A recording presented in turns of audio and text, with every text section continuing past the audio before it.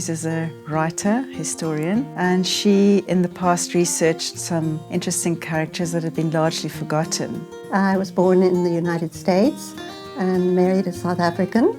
Mobil Oil sent my husband to Cape Town. And that's the first very important part of the story, because a lot of it wouldn't have been so easy or even possible had I not been here.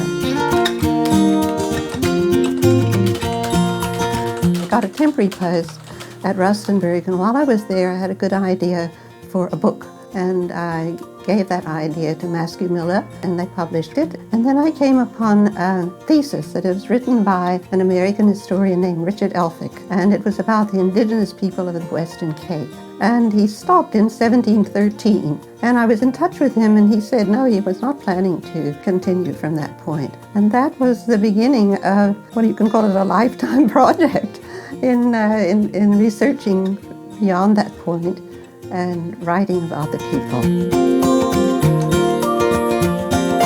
Her son Paul approached me. They've known my work for some time, and they know that I especially concentrate on doing portraits. We have this cousin who's a lovely painter. He contacted me and asked me to make a painting of Vertrees depicting these characters that she had written about with her. So when I started my research, I kept a list of all the names I came upon. But then there was a problem, and that was that most of them just had one name.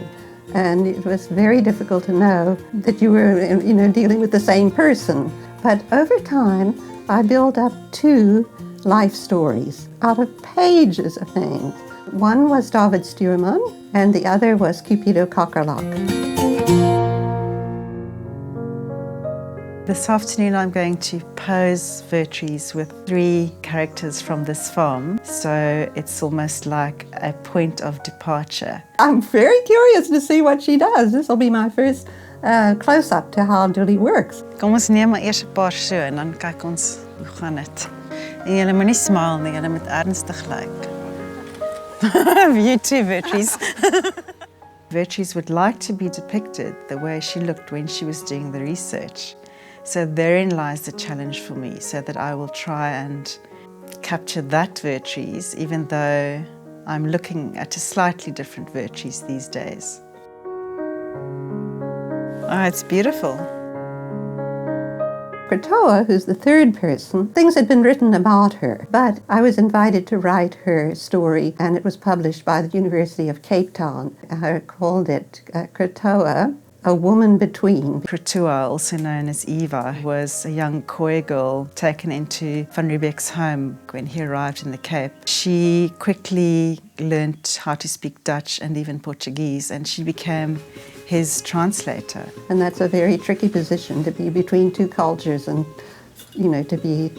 seek the trust of both. I may depict her in her skins because I think that's who she really was. She died in exile unhappy because she wasn't with her people. Kakkerlak was actually raised in a Boer family household. He featured in the Third Frontier War at the London Mission Society. He retreated to Crawfordnet and started preaching there. And Cupido attended the services, and he was baptized in the river in Crawfordnet. I'll probably depict him wearing Western dress, a shirt of some type, probably hatless and with the Bible in his hand. He made a career in the Mission Society. And then David Stuurman is a most extraordinary story. His brother was a leader in the same war, the Third Frontier War. They actually gave him a small piece of land, and that was an unprecedented experiment. Before he'd even taken up occupation of the land, there was an accident and he was killed. And then David was the next brother, and he became the captain. Stuurman was most of his life fleeing and fighting, but also being a diplomat. He was arrested and put on Robben Island and escaped from Robben Island, and then was arrested again and escaped again from Robben Island twice. He ended up being transported to Sydney as a convict. But they're just examples of people who deserve their place in society, but The records don't make it possible. So all three of these characters were really complex characters. Bringing out the complexity is something very difficult, and I'm not sure that I will even manage, but I will try. I have every confidence in Dooley's coming up with something that'll be interesting. I have no idea what that will be.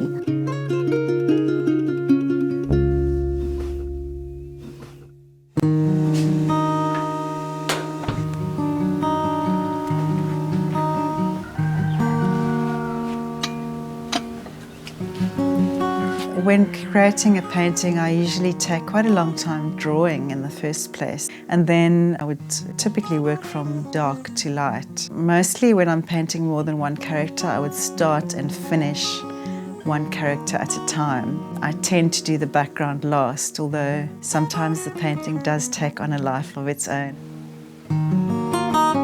I love oil paints, that's why I paint in oil. I love the texture, that buttery texture, and I love the way it glistens, and I like showing in my work, I like showing that it is oil paint. Typically a painting with 4 characters in it shouldn't take me longer than 2 weeks. If everything goes well, then it'll be shorter.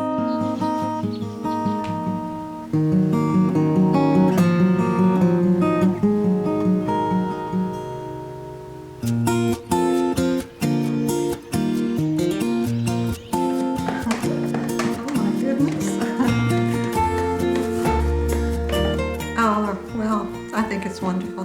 Oh, never thought this would happen. I'm very impressed and respect and admire everyone that I have depicted there, and you too. And that's why it needs to be that size. Well, thank you. Thank you, Vertrees.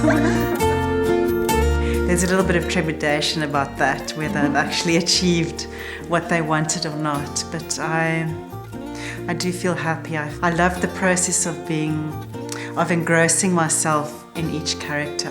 When I wrote about them, Krotoa was known, but the other 2 people were not.